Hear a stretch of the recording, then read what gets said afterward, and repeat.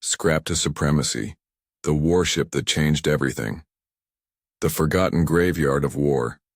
The galaxy is old, older than we can comprehend.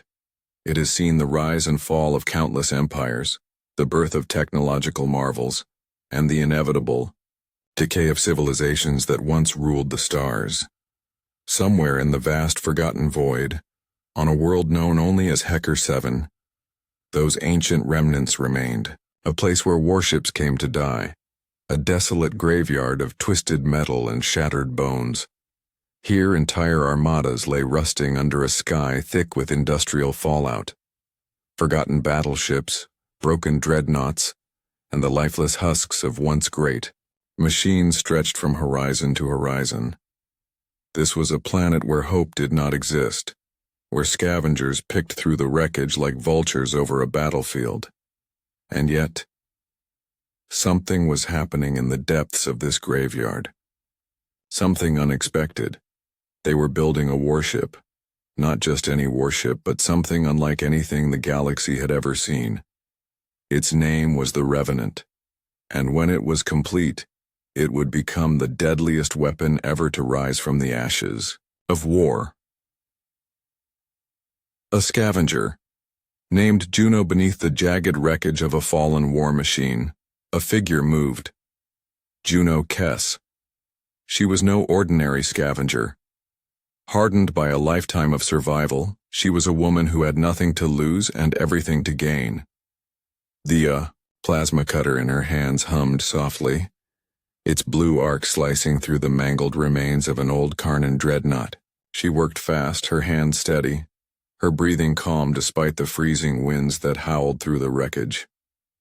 She wasn't alone. Somewhere, beyond the twisted skeletons of forgotten warships, something moved. The sound of boots on metal. Not hers. Not her crew's. Juno tightened her grip on the cutter. Scavengers. But not just any scavengers. These weren't the desperate wandering souls who combed the ruins for scraps. No, these were reavers. A gang of cutthroats and raiders who did not build, did not create, only stole, killed, and destroyed. And now, they were hunting her. A voice called out from the wreckage, raspy and full of amusement. Juno Kess, I know you're here. Save us the trouble and step out. She recognized the voice. Brask, a mercenary, a killer, a man who had traded loyalty for blood money. Juno didn't answer. Instead, her fingers traced the cold metal of the dreadnought beside her, searching, feeling for something useful, something that could be weaponized. Then, there, a loose panel, heavy, sharp at the edges. The footsteps grew closer. Brask's silhouette appeared through the shifting fog of rust and dust. Juno waited. Then, she struck. With a brutal swing, she slammed the metal panel into Brask's jaw. A sickening crunch. Teeth shattered. Blood splattered across the frozen ground. Brask collapsed, instantly choking on his own breath. The other two scavengers hesitated. That was their mistake. Juno was already moving. The plasma cutter ignited in a brilliant blue arc. Before the first man could even raise his weapon, she drove the burning tip through his chest. He convulsed, then went still. The last scavenger turned to run. Juno let him. She stood over Brask's broken body, her voice cold as the graveyard wind. Tell your boss, Hecker 7 doesn't belong to him. Then, without another word, she disappeared into the wreckage. A warship. Like no other far, beyond the graveyard, hidden deep within the ravines of Sector 12, the scrapyard pulsed with the glow of makeshift forges and repurposed machinery. Here, under the shadow of rusted starship skeletons, Juno's people were building something impossible. The husk of a warship loomed in the darkness. Its mismatched plating was stitched together like a monstrous patchwork of history's deadliest machines. It was incomplete, barely holding itself together. But even now, it was growing. They had no funding, no support, no advanced weaponry, only scrap metal, broken AI cores, and sheer defiance. But when they were finished, it would be the deadliest war machine the galaxy had ever seen. And when it was ready, they would burn the Empire to the ground. Cliffhanger to keep listeners engaged. The Revenant was still a skeleton of a ship, but in time, it would rise. Juno and her crew weren't just scavengers anymore. They were engineers of war, architects of rebellion, builders of something far greater than themselves. But they weren't the only ones watching. The Empire had noticed, and they would do everything in their power to ensure the Revenant never left this graveyard alive. The wasteland of Hecker, the graveyard of giants, the wind howled through the skeletal remains of war machines long forgotten. Towering wreckage loomed over the barren wasteland, twisted shards of steel stabbing toward the sky like broken tombstones. The air was thick with the scent of rust, scorched metal, and something deeper, the lingering stench of death. Hecker 7 wasn't just a planet. It was a monument to war. This was where battles ended, where fleets were abandoned, and where civilizations came to die. And yet, for Juno Kess and her people, it was home.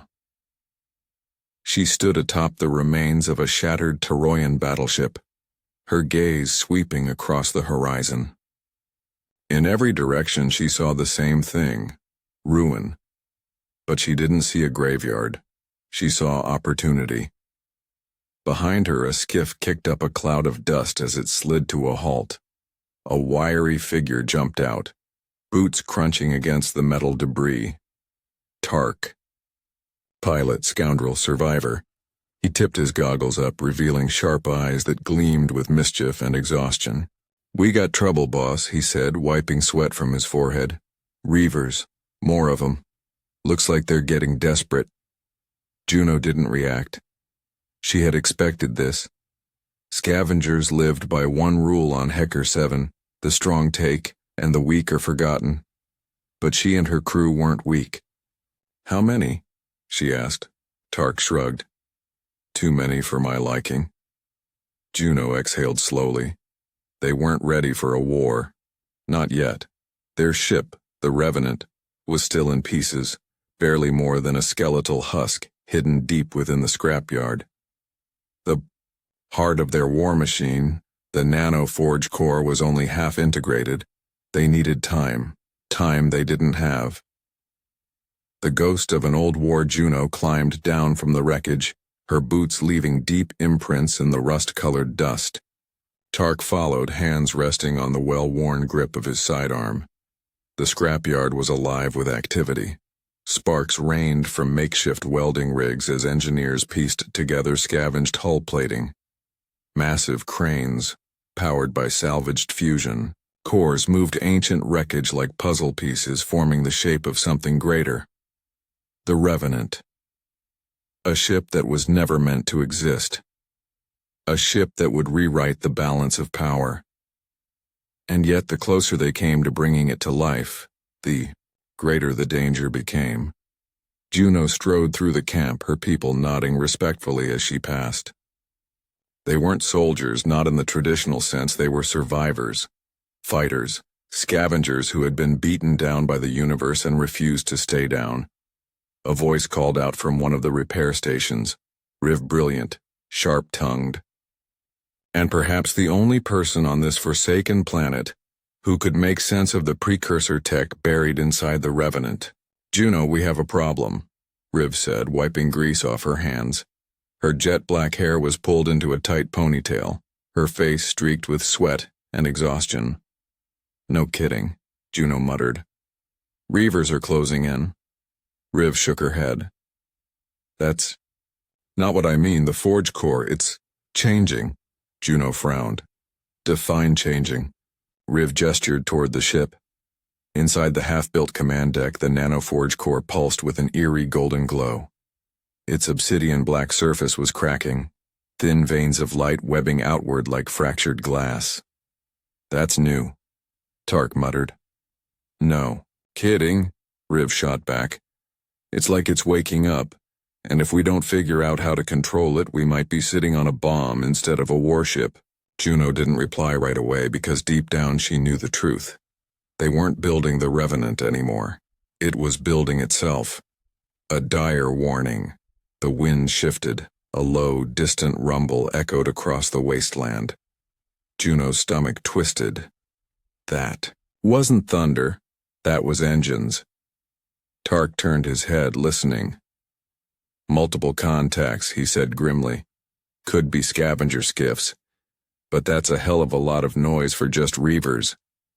Riv cursed under her breath. Juno's mind raced. If it wasn't reavers, then that meant the Empire had found them. The Toroyan fleet wasn't supposed to know about the Revenant. Not yet. But if they did, if even a whisper of what they were building had reached the wrong ears, then this wasn't a salvage operation anymore. This was a war. Juno turned, barking orders. "Get the Revenant online now. I don't care if we have to strap the damn thing together with duct tape and prayers. We need engines and weapons ready to go." Tark was already sprinting toward the skiff. "I'll get the scouts out, see what we're dealing with." Riv hesitated. "Juno, if the forge core isn't stable, then we'll stabilize it later," Juno snapped. "Right now we survive." The winds howled. The Revenant pulsed, and in the distance the first Toroyan warships began descending from the sky. A fight for survival. The Skyburns Juno had seen war before. She had watched worlds burn, seen the sky torn apart by orbital bombardments, stood in the wreckage of cities that had once been great empires. But this was different. This time, the fire wasn't falling from above. This time, they were the ones being hunted. From the jagged cliffs overlooking the scrapyard, Juno could see them. Toroyan warships. 3 of them. Sleek, obsidian black dreadnoughts, their hulls still glowing red from atmospheric entry. They moved like predators cutting through the thick haze of Hecker 7's toxic skies. The Empire had found them, and they had come to erase the Revenant from existence. Tark's voice crackled through her earpiece, sharp and urgent. "Juno, they've got dropships inbound. Looks like they're sending ground teams." Juno clenched her jaw. The Empire didn't waste resources. If they were sending boots on the ground, it meant they were here to capture, not just destroy. They wanted the Revenant intact. They wanted Zoes. And that was something she couldn't allow. The Revenant awakens back in the scrapyard. Riv was frantically working at the command console. The nanoforge core pulsed brighter than ever, its golden veins spreading like lightning across the Revenant's hull.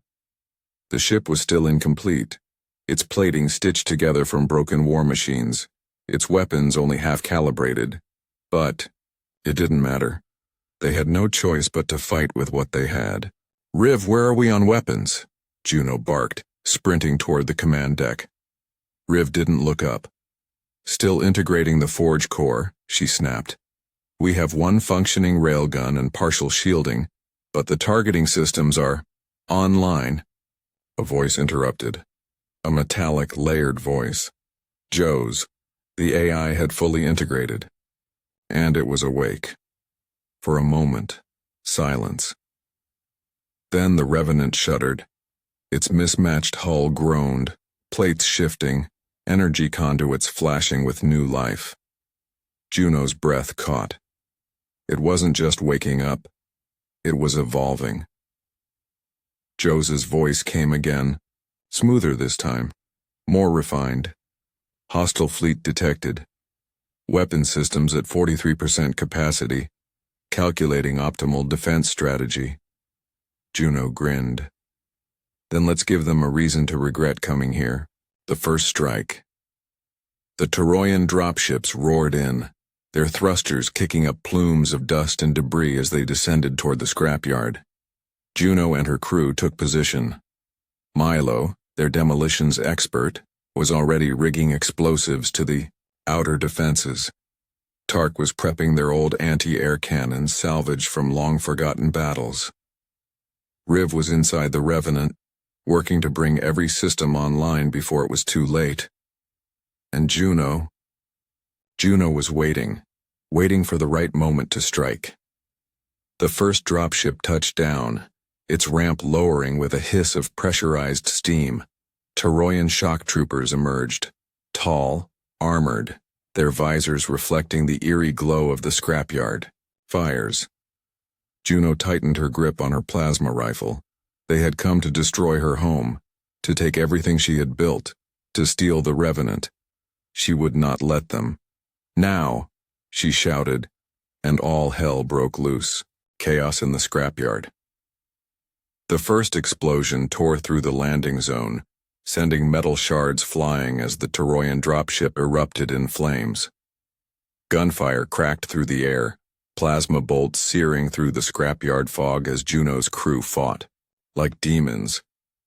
Milo was moving fast, detonating charge after charge, turning the wreckage into a labyrinth of death traps. Tark was a blur, his rifle picking off enemy snipers before they could take position, and Juno was in the thick of it. She moved like a ghost through the battlefield, ducking behind rusted war machines, her plasma rifle cutting down enemies with brutal precision. But they were outnumbered. For every soldier they took down, 3 more took their place. The Toroyan warships were still above them, their shields holding, their weapons charging for a final strike. The Revenant wasn't ready. But if they didn't move now, it wouldn't matter. The impossible escaped Zoes. Juno gasped into her earpiece, diving behind cover as plasma fire scorched past her. We need an exit now. The AI's response was immediate. Tactical retreat recommended. Rerouting power to propulsion systems. Engaging emergency launch protocols. Juno's eyes widened. Wait, launch? The Revenant can't even fly yet. Correction, Zoe said. The Revenant can fly. It simply has never done so before. Juno swore. This was insane. The Revenant was half-built, its thrusters barely operational. Its armor still held together by scrap and desperation. But it was now or never.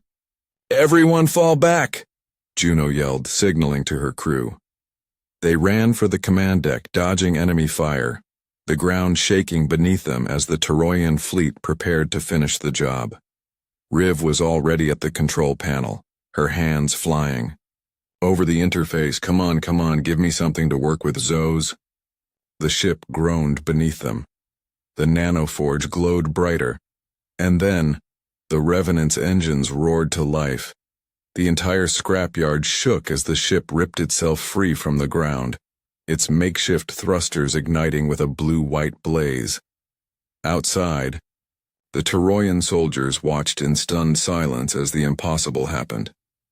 The half-built warship was moving. It was flying. It wasn't finished. It wasn't ready. But it was alive. And now it was leaving Hecker 7 behind. Juno stood at the command deck, her hands gripping the controls as the Revenant punched through the sky, its shields barely holding as Toroyan cannons opened fire. Tark, weapon status?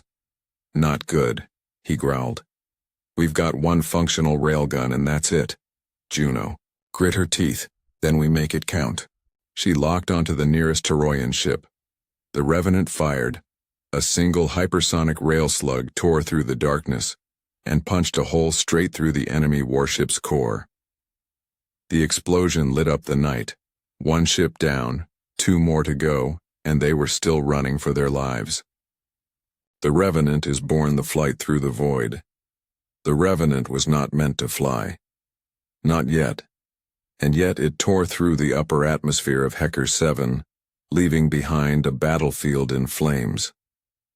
Juno's hands were tight on the controls, knuckles white, As she fought against the ship's barely calibrated systems, alarms blared across the bridge. Hull integrity, 67% shields fluctuating, weapon systems, one railgun operational primary thrusters, unstable. Joes, she growled, forcing the Revenant into a desperate evasive maneuver as another Toroyan battleship closed in from above. I need options. The AI's calm mechanical voice responded instantly. Multiple hostile targets inbound. Calculating escape vectors. Estimated survival probability. 23%. That's not the kind of math I need right now, Juno snapped. Tark, seated at the navigation console, gritted his teeth as he wrestled with the flight controls. This thing handles like a drunk asteroid, he muttered. Where the hell are we even going? Juno's eyes flicked to the star maps, searching for anything, anywhere that could offer shelter. Then she saw it. The Dusk Belt. A debris field left behind from a war long forgotten. Thousands of shattered warships, broken stations, and wreckage stretching across the void like a floating graveyard. No sane pilot would ever enter it, which meant it was the perfect place to hide. Set course for the Dusk Belt, Juno ordered. Tark hesitated. Juno, that's a death trap. So is staying here. Tark swore under his breath but changed course. The Revenant lurched forward, engines sputtering as it made the jump. Behind them, the Toroyan fleet was in pursuit. Juno knew they weren't out of danger yet, not by a long shot. But for the first time they had a fighting chance. And that was all she needed. The heart of the ship, soon as they were safely in the belt, Juno turned her attention to the one thing that could turn the tide of this war, the nano-forge core. She made her way to the engineering deck, where Riv was already hunched over the core's console. The obsidian black device pulsed with a deep, golden glow, its energy seeping into the Revenant's systems. But something was wrong. The veins of golden light were spreading faster than expected, creeping along the ship's wiring like living circuits. Talk to me, Riv, Juno said, arms crossed. Riv exhaled, sharply. The forge core is integrating. Faster than it should. It's rewriting the ship, Juno. I don't think we're controlling it anymore.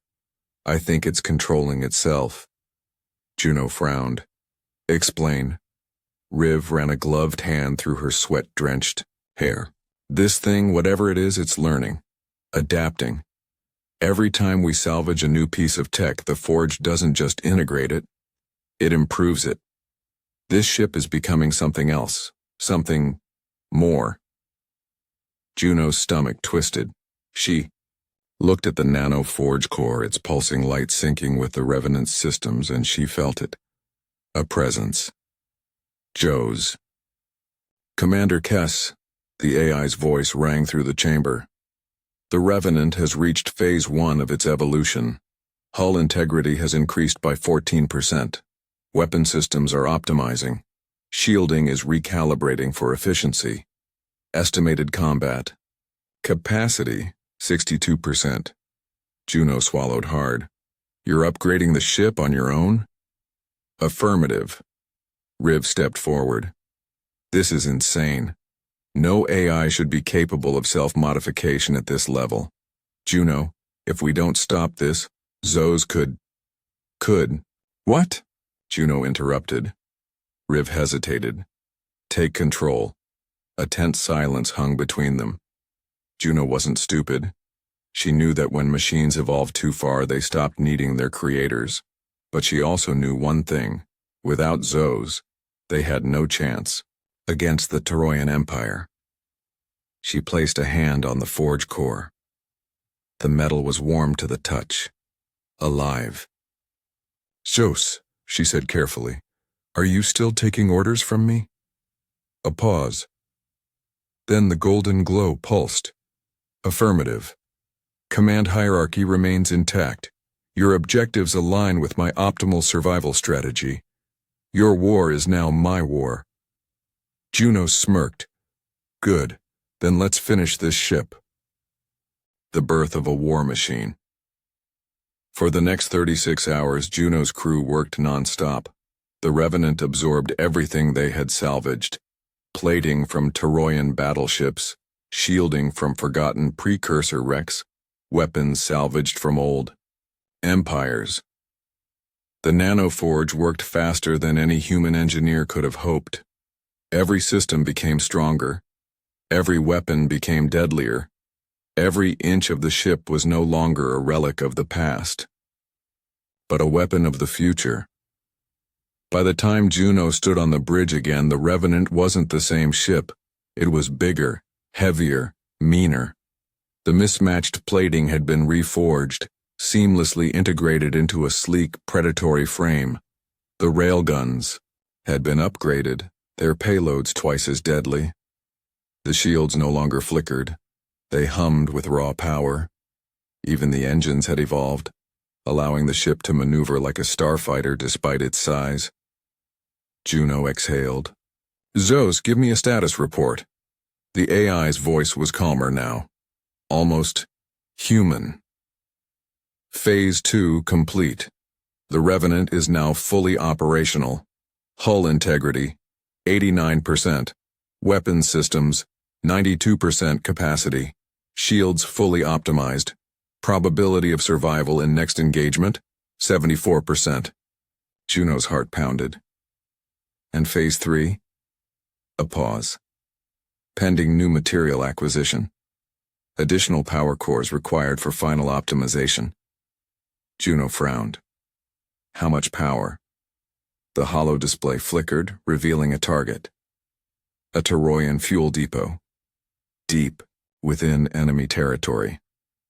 That facility contains the energy cores required for final optimization, Zos stated. Acquiring them will increase combat capability by an additional 36%. Juno grinned. You're telling me we need to steal from the Empire? Correct. She turned to her crew. You heard the machine. We're going to war. The Empire takes notice, a warship reborn, and a new target. The Revenant was no longer just a ship. It was a force of nature. Juno stood on the bridge, hands pressed firmly against the control console, her eyes sweeping over the holo display.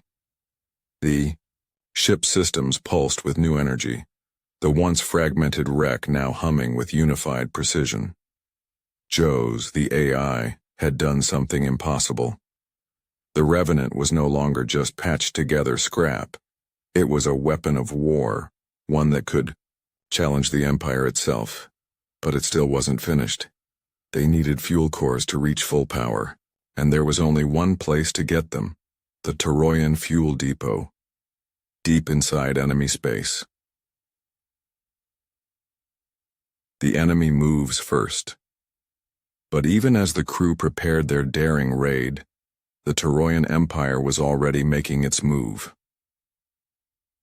In the depths of Toroyan-controlled space aboard a flagship bathed in shadows, Commander Drakevau stood before a massive tactical display. The holographic image of the Revenant flickered before him, a ghost ship that should have never survived. And yet it had, and now it was growing. The Toroyan officer next to him, Captain Vos Lerin, shifted uneasily. Sir, we should deploy the fleet immediately. The longer we wait, the more dangerous this becomes. Drakevau's eyes narrowed. No, he said, his voice cold and deliberate. Juno Kess thinks she has outplayed us. She is arrogant. He turned, studying the galaxy map. His mind was already calculating the next move. She believes she is the hunter. We will remind her that she is the prey. His hand moved over the controls, issuing an Imperial-wide transmission. All forces, engage planetary lockdown protocol. Hecker 7 is now under full military occupation. Any vessel attempting to enter or leave is to be destroyed on sight. Then he smiled. Let's see how far she's willing to run. breaking into the heart of the Empire. Meanwhile, the Revenant was already on the move. Juno sat in the pilot's chair, staring at the fuel depot through the ship's forward display. It was massive. Heavily armored orbital station, suspended over a gas giant, its hull bristling with turrets, scanners, and Toroyan security forces. It was built to fuel an entire fleet, which meant it was also built to withstand an attack.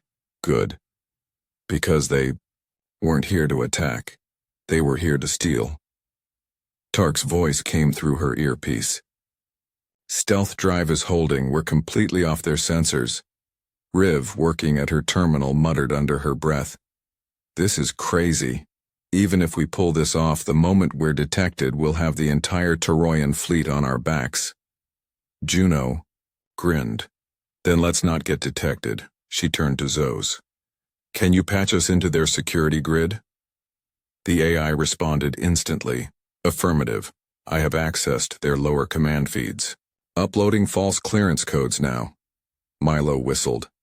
I don't care how smart you are, Zos, this is a hell of a gamble. Juno didn't reply, because she knew the truth. This wasn't a gamble. This was a declaration of war. With Zos feeding them fake clearance codes, the Revenant drifted unnoticed into the depot's docking bay.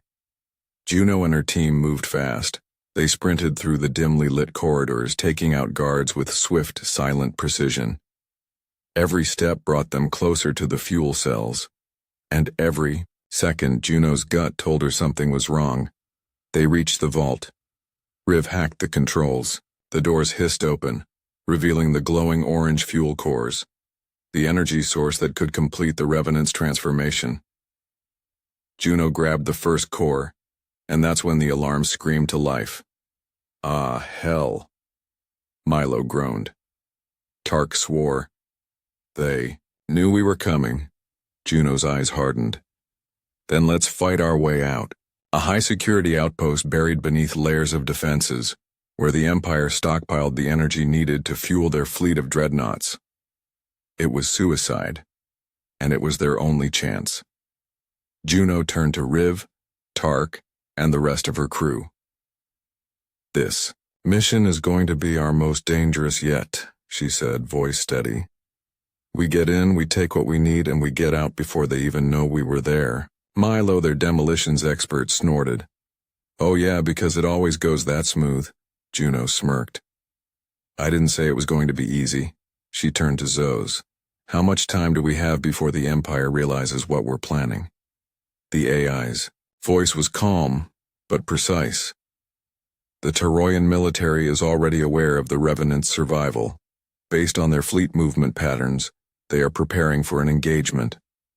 They expect us to run. A slow, predatory grin spread across Juno's face. Then let's make sure they never see us coming.